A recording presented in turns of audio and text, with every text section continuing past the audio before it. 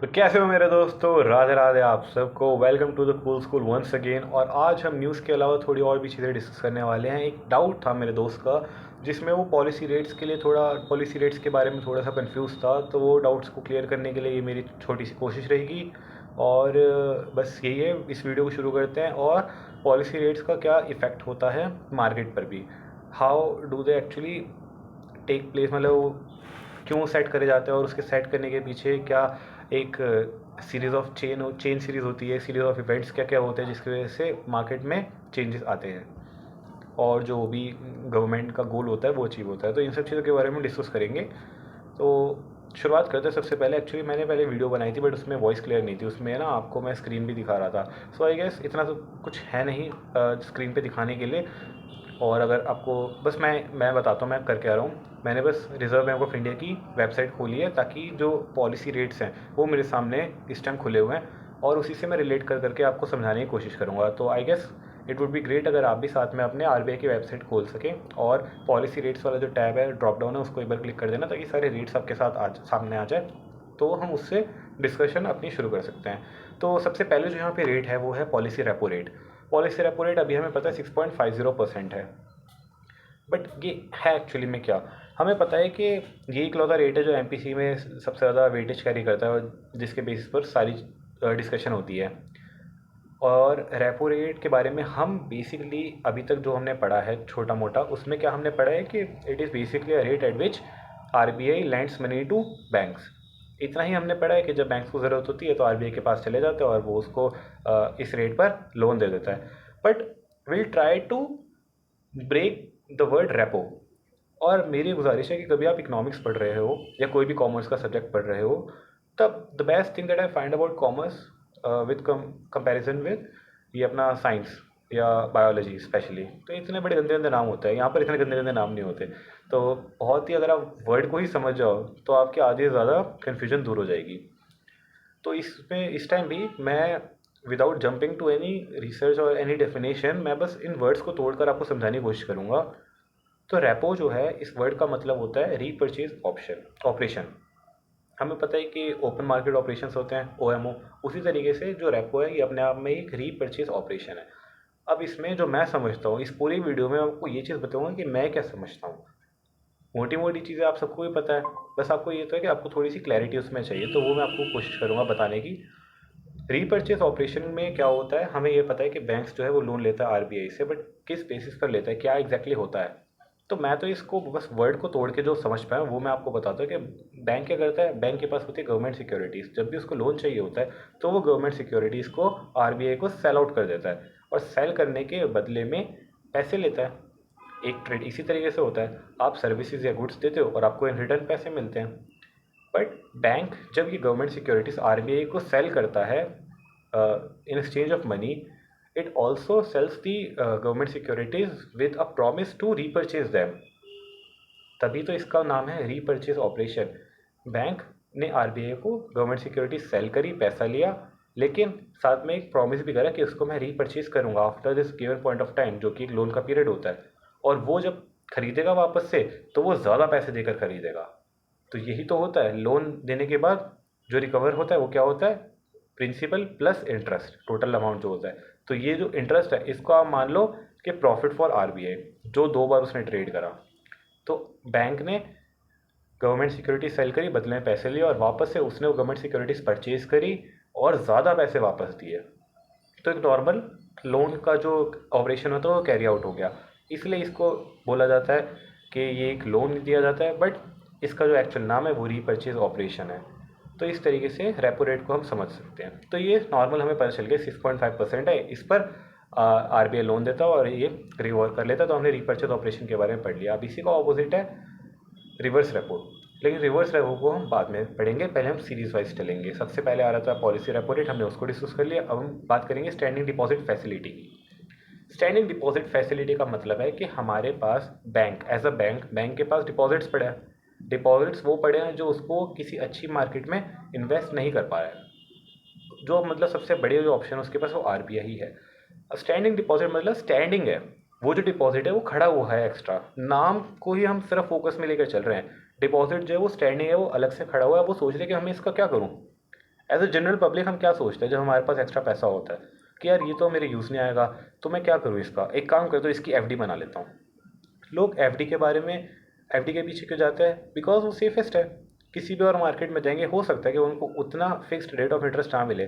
वो ये सोचते हैं कि यार कहीं पर भी पैसा लगाने से बेटर है कि सबसे रिस्क फ्री लगाते हैं, अच्छा रेट ऑफ इंटरेस्ट मिल रहा है 7-8 के आसपास, तो that is good enough for me. कहीं पर भी और जाऊँगा शायद मुझे उतना बढ़िया इंटरेस्ट मिले ही ना।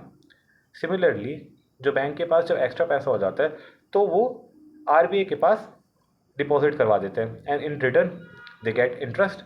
जो आरबीआई उनको इंटरेस्ट देता है, क्योंकि उनके लिए तो आरबीआई से ज़्यादा सेफ कुछ है नहीं। एग्जैक्टली वही प्रोसीजर है।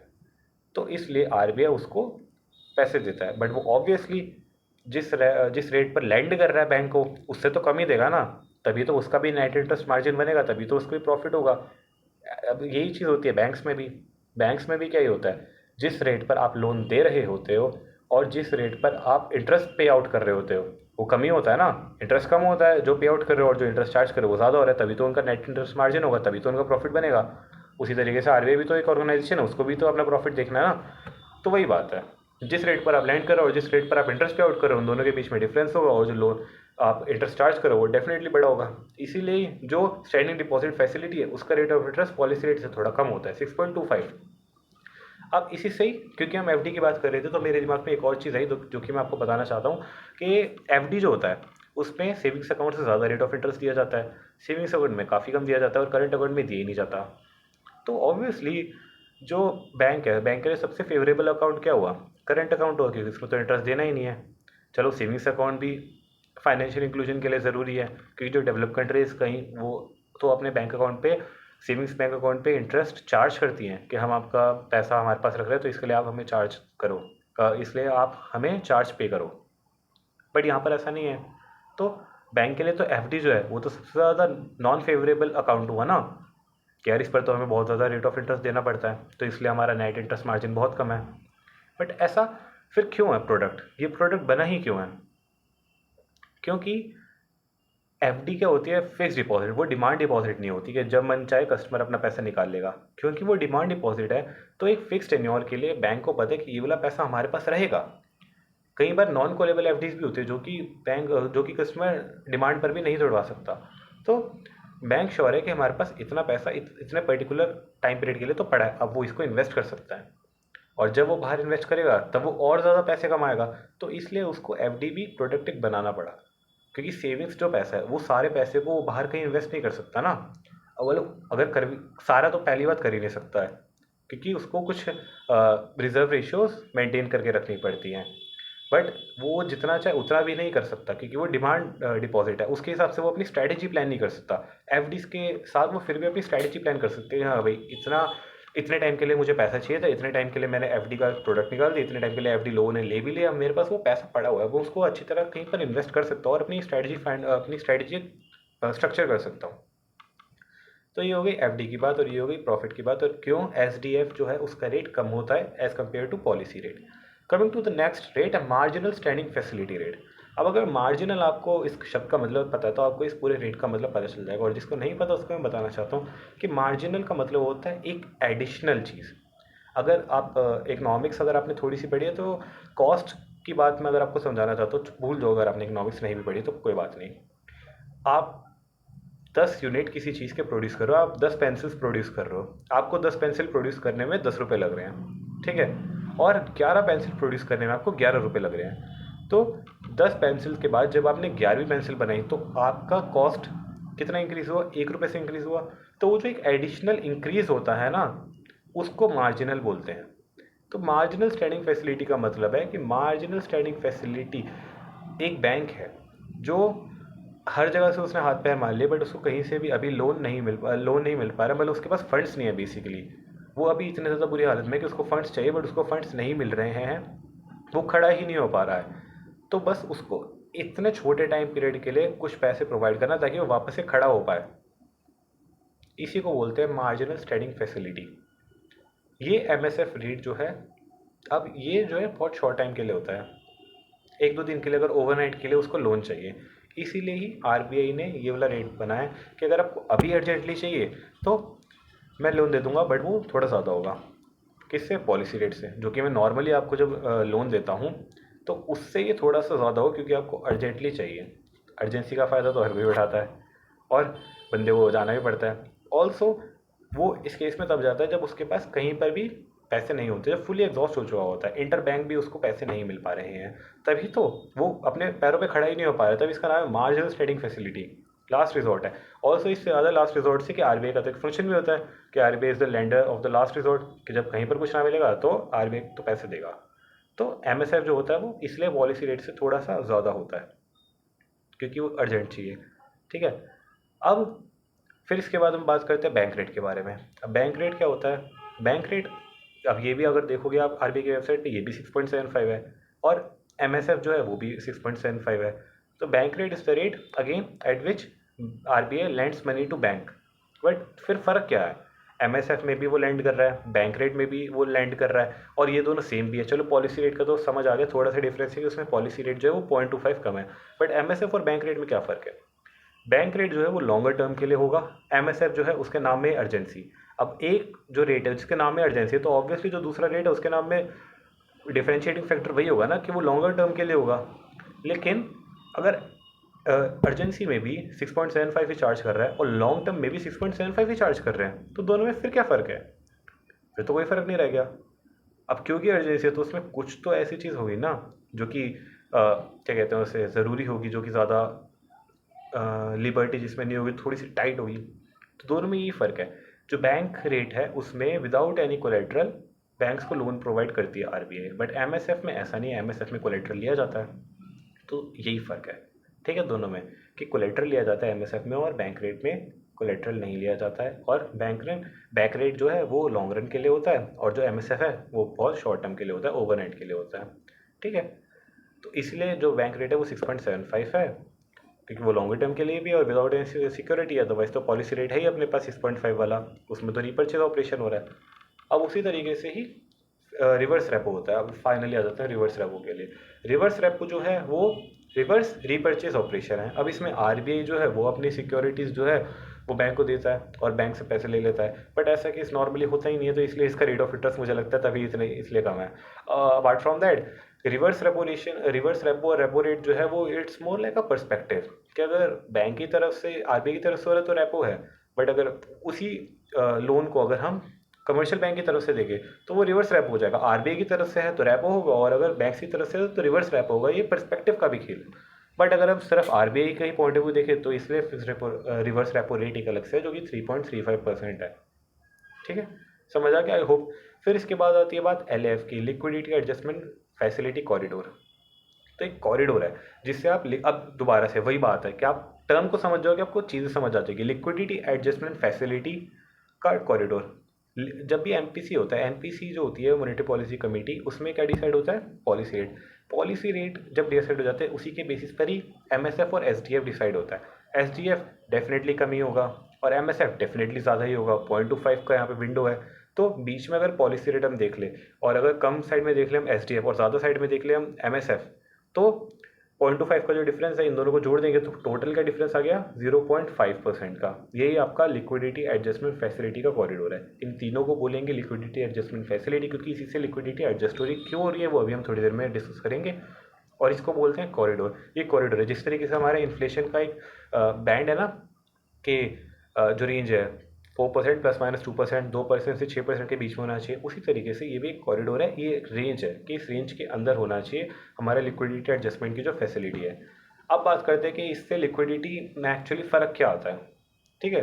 तो जैसे कि आज मैंने सुबह भी न्यूज़ इन अ नटशेल वाली वीडियो में डिस्कस करा था कि आरबीआई गवर्नर ने इस बार जब एमपीसी का रेट चेंज नहीं करा था, तो इन्होंने एक चीज़ बताई थी कि इस बार हम अपना रेट ऑफ इंटरेस्ट तो चेंज नहीं कर रहे हैं रेपो का, बट हम अपना स्टैंस चेंज कर रहे हैं। इससे पहले क्या हो रहा था, स्टैंस जो था वो था विड्रॉल ऑफ अकोमोडेशन, कि लोगों के पास बहुत सारे पैसे हैं तो हम उस लिक्विडिटी को कम करना चाहते हैं। क्यों, ये भी मैं बताता हूँ।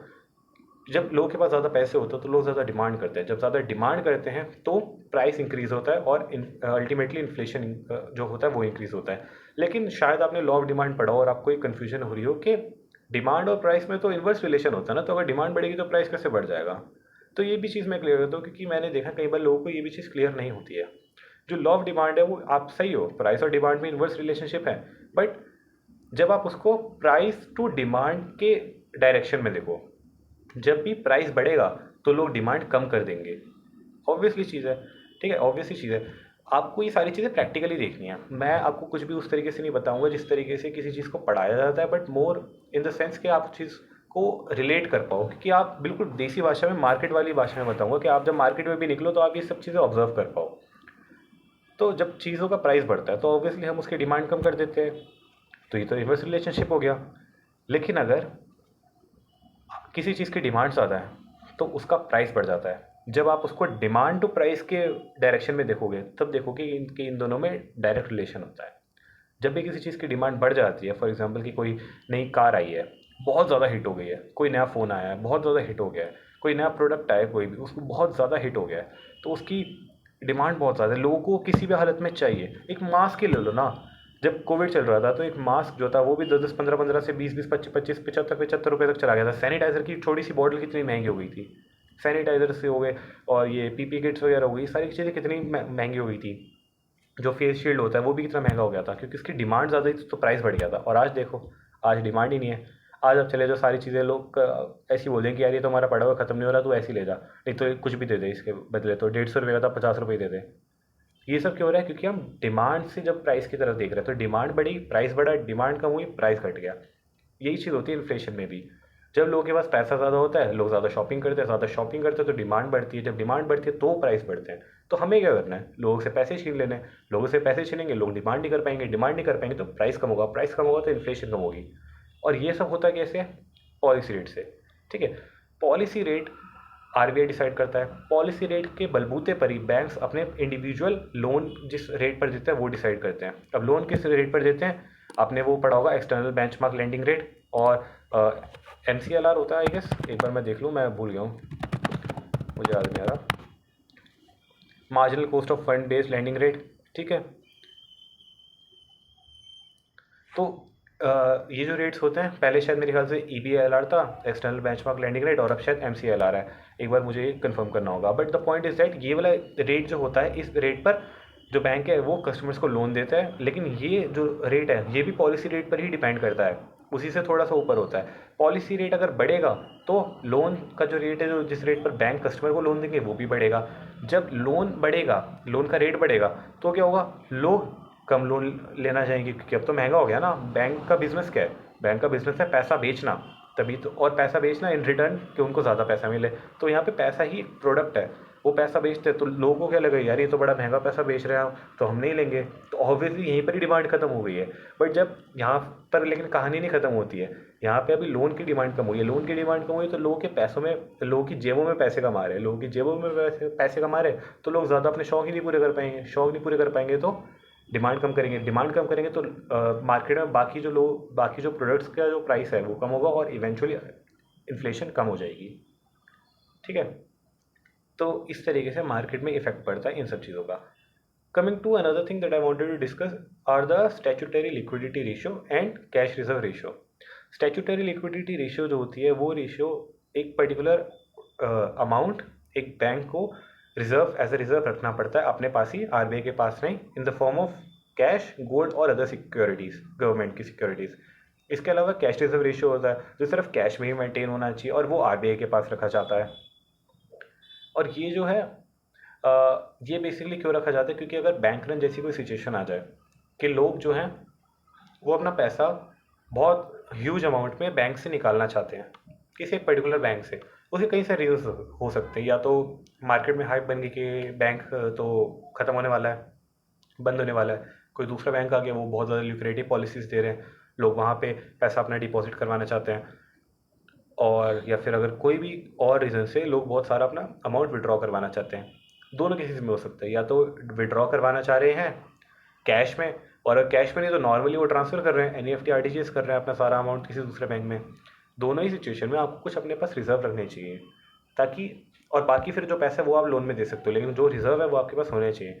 सारा का सारा पैसा जो आपके पास डिपॉजिट है सारा आप लोन में नहीं दे सकते ना, क्योंकि अगर कभी डिपॉजिटर आ गए डिमांड करने, क्योंकि उनके पास क्या है, डिमांड डिपॉजिट्स ही तो है आपके पास उनके, तो अगर वो डिमांड करने आ गए तो आपके पास उनकी डिमांड रिक्वायरमेंट फुलफिल करने के लिए कुछ फंड्स होने चाहिए, इसलिए वो रिजर्व्स बनाए जाते हैं।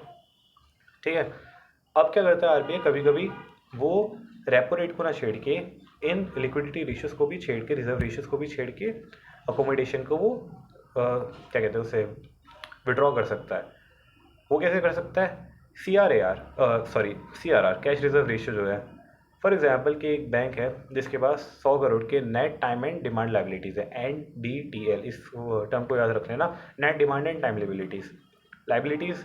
क्यों? क्योंकि जो भी डिपॉजिट्स है उस पर हमें इंटरेस्ट पे करना है ना, तो हमारी लाइबिलिटीज़ हैं, क्योंकि हमने तो बोरो किया है पब्लिक से फंड, उन्हीं का ही फंड है। और जो दूसरे होते हैं लोन्स एंड एडवांसेस, उनको हम बोलते हैं एसेट्स, कि वो हम पैसा आगे दे रहे हैं और उस पर हमें इंटरेस्ट मिलेगा, तो हमारे एसेट्स हैं। बट ये तो सारी लाइबिलिटीज़ है, तो जितने भी हमारे पास डिपॉजिट्स हैं उसका एक कुछ पर्टिकुलर रेशियो, पर्टिकुलर परसेंट वो हमें अपने पास हमेशा सेट करके रखना पड़ेगा। बट अगर वो जो रेशियो है वो RBI बढ़ा देगा तो हम और कम पैसा आगे लैंड कर पाएंगे, तो दोबारा से अकोमोडेशन विड्रॉ कर पाएंगे। इसको भी अब दोबारा से सेम एग्जांपल से समझने की कोशिश करते हैं, अगर नहीं आप समझ पा रहे हो तो।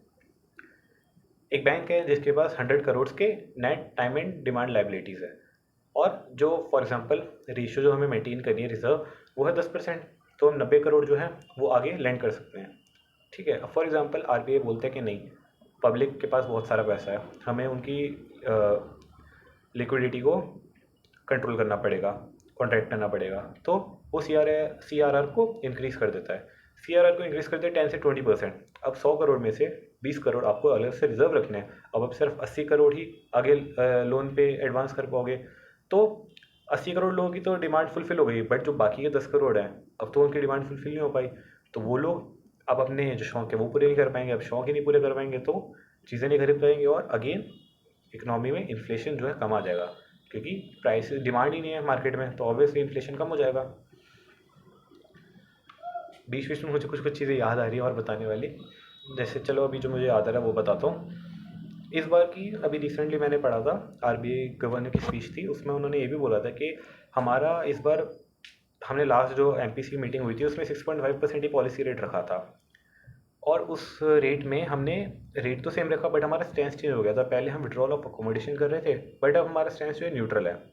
सिर्फ उन्होंने इतनी सी चीज़ बोली थी कि इस बार हमारा स्टैंस न्यूट्रल है, इसकी वजह से लोगों ने सोच लिया कि अब तो दिसंबर में जब MPC की मीट होगी डेफिनेटली फिर तो पॉलिसी रेट कम ही होंगे, बट ऐसा नहीं है। सीइंग द इन्फ्लेशन, जो हमने अभी देखा है कि इन्फ्लेशन दोबारा से बहुत ज़्यादा इंक्रीज़ हो चुकी है, तो इस केस में आई डोंट थिंक कि न्यूट्रल अब दोबारा उनका स्टैंस रहेगा। दोबारा से वो हो सकता है विड्रॉल ऑफ अकोमोडेशन की तरफ जाए, क्योंकि जब इन्फ्लेशन बढ़ रहा है, मतलब लोग के पास अभी भी बहुत सारा पैसा है, हो सकता है कि वो दिवाली की वजह से ये चीज़ देखने को, दिवाली में ऑब्वियसली लोग बहुत ज़्यादा खर्चा करते हैं, हो सकता है रीज़न हो, लेकिन इन्फ्लेशन तो बढ़ रहा है ना, और लोग के पास डिमांड है, लोग डिमांड कर रहे हैं, और हमें लोगों की डिमांड कम करनी पड़ेगी, तभी तो प्राइस जो है वो रिड्यूस होगा, तभी तो इन्फ्लेशन होगा। इस चीज़ को एक और एग्जांपल से आपको समझाने की कोशिश करता हूँ, हो सकता है आपको बहुत अच्छे से उससे समझ आ जाए। फॉर एग्जांपल एक इंसान है, वो गांव से शहर में आता है अपना धंधा करने, काम करने। So what he does is that he goes to a landlord, और वो बोलते हैं कि मैं आपकी जो शॉप है वो मैं किराए पे लूँगा, और किराए पे लेने के बाद मैं अपना बिज़नेस करूँगा, और मैं उससे एक बढ़िया लाइफ अपनी, वो ऐसे प्लान करते हैं कि तो मैं बहुत ज़्यादा अमीर हो जाऊँगा। But what happens is that कि वो बैंक के पास जाता है, उस टाइम पॉलिसी रेट होता है जो भी फॉर एग्जांपल 6.5 ही है। So what happens is that वो जाता है, लोन लेता है, और सारी फॉर्मेलिटीज़ वगैरह पूरी करता है, और अपनी शॉप अच्छे से चला रहा होता है, अपना बिजनेस कर रहा होता है। 2-3 महीने हो जाते हैं, he is doing super great. बाकी सारी चीज़ों को कांस्टेंट रख दें अगर हम, कि हाँ भाई चलो जैसी मार्केट चल रही है वैसी चल रही है। अब क्या होता है, पॉलिसी रेट बढ़ जाता है, 6.5 था मान लो 7% हो गया, 7% हो गया, तो जिस रेट पर बैंक लोन देते हैं वो रेट बढ़ गया। अब वो रेट बढ़ गया तो, क्योंकि बाकी सारी चीज़ें कांस्टेंट रखते हैं, जो उसका रेवेन्यू है, जो उसका प्रॉफिट है, वो कांस्टेंट है।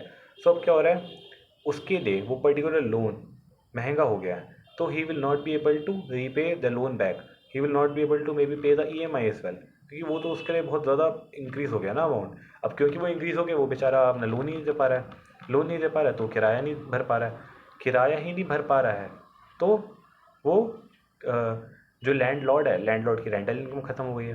अब रेंटल इनकम अगर ख़त्म हो गई है तो वो अपने शौक नहीं पूरे कर पाएगा, अगर उसको कोई प्रोडक्ट लेना है वो प्रोडक्ट नहीं ले पाएगा। अब क्योंकि वो प्रोडक्ट नहीं ले पाएगा तो क्या करेगा, वो अपनी डिमांड को कंट्रोल करेगा कि नहीं नहीं अब मेरे पास पैसे कम है, मेरी रेंटल इनकम ख़त्म हो चुकी है, अब मेरे को अपने शौकों पे थोड़ा कंट्रोल करना पड़ेगा। जब वो कंट्रोल करेगा तो मार्केट में नहीं जाएगा, जब मार्केट में जाएगा ही नहीं तो पैसे खर्च नहीं करेगा, तो जिस दुकान से वो कोई चीज़ खरीदता है वो दुकान पर, वो दुकान वाला वो दुकान अपना सामान बेच ही नहीं पाएगा इसे। जब वो अपना सामान ही नहीं बेच पाएगा लोगों को, तो वो अपने एम्प्लॉयज़ की सैलरी कैसे देगा?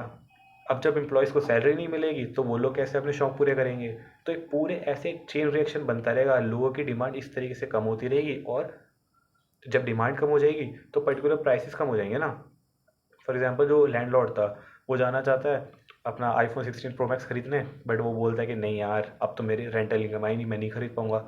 और ऐसे ही बहुत सारे लोग बोलते बहुत टाइम हो जाता है, तो दुकानदार उसको फ़ोन कर बोलता है एक काम कर यार, तेरे पास जो पैसे हैं ना तू वही दे और ले जा। तो क्या हुआ, डिमांड कम हो गई, इस वजह से प्राइस कम हो गया उस चीज़ का, और क्या हो गया, इन्फ्लेशन अल्टीमेटली कम हो गया ना इसी तरीके से ही।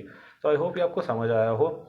और अगर कोई और डाउट हो तो मुझे बताना, और मुझे ये भी बताना है कि if there is something that I can improve, और मैं ट्राई करूँगा कि मैं और ज़्यादा इस पर कोशिश करूँ आपको और अच्छे से समझाने की। एंड आई डोंट थिंक कि कोई पॉइंट रह गया। आई नो कि एक चीज़ तो रह गई, एक दो चीज़ रह गई, बट मेरे को अभी याद नहीं आ रही। अगर याद आएगी तो मैं आपको ज़रूर दोबारा बता दूंगा, बट मैं एक बार देख लेता हूँ अगर मुझे कोई चीज़ याद आती है तो। CRR के बारे में मैंने बता दिया, SLR के बारे में बता दिया, पॉलिसी रेट्स बता दी, LAF बता दिया। ओके, आई गेस इतना ही है, अभी इस वीडियो को रहने देते हैं। और अगर कोई डाउट हो तो मुझे ज़रूर बता देना। द कूल स्कूल टेलीग्राम पर आप मुझे मिल सकते हो, उस पर डिस्कशन ग्रुप में आप ज्वाइन कर लेना, और मुझे टैग टैग तो क्या नहीं कर पाओगे आप, बट बस उसमें मैसेज डाल देना, and the rest of the people will help you out there. So thank you for bearing with me, और I try to be more precise next time. Precise तो नहीं, क्योंकि मेरा पॉइंट वो है ही नहीं। आपको अगर आप प्रिसिशन चाहिए तो आप कहीं पर भी जाके पढ़ सकते हो, वीडियोस वगैरह देख सकते हो। द पॉइंट इज़ दैट कि आप वर्ड्स को तोड़ोगे तो आपको उससे बहुत ज़्यादा क्लैरिटी मिल जाएगी, इस कदर क्लैरिटी मिलेगी कि आपको दोबारा कन्फ्यूजन नहीं होगी। अगर आपको नॉर्मली पढ़ना पड़े कि SDF में जो है वो डिपॉजिट्स जो है वो वहाँ पे स्टैंड करे जाते हैं RBI के पास, मतलब डिपॉजिट करे जाते हैं, मतलब बेसिकली RBI उस पर इंटरेस्ट दे रहा है 6.25 का, बैंक्स इंटरेस्ट नहीं दे रहे हैं, अगर आपको जिस भी तरीके से कोई भी टीचर पढ़ाएगा तो। बट आपको अगर वर्ड को आप समझोगे कि हाँ भाई डिपॉजिट को स्टैंड करा जा रहा है, और जो मार्जिनल स्टैंडिंग फैसिलिटी है, मार्जिनल बस मार्जिन पे दिया जा रहा है कि हाँ भाई ही the bank is not able to stand on its own feet, वो अभी घुटने टेक कर खड़ा हुआ है, उसको थोड़ा सा पैसा दो कि उन्हें पैरों पे दोबारा से खड़ा हो पाए। और इसके अलावा क्या है, इसके अलावा I guess that is it. Policy repo rate में, रिवर्स रेपो में, रेपो का मतलब होता है रीपर्चेज ऑपरेशन, इस तरीके से समझोगे तो मेरे को लगता है क्लैरिटी उस बेसिस पर बिल्ड हो जाएगी, क्योंकि वो फाउंडेशन आपका बहुत स्ट्रांग हो जाएगा। तो दोबारा कभी कन्फ्यूजन नहीं होगी। अगर आप पढ़ाई आज छोड़ भी दो, 2-3 साल बाद भी उठाओगे तो तब भी आपको ये सारी चीज़ें याद रहेंगी, तो आपको दोबारा से पढ़नी नहीं पड़ेगी, कोई कन्फ्यूजन नहीं होगा। So I hope that help you. So I will see you again whenever you want me to. I'm proud of you.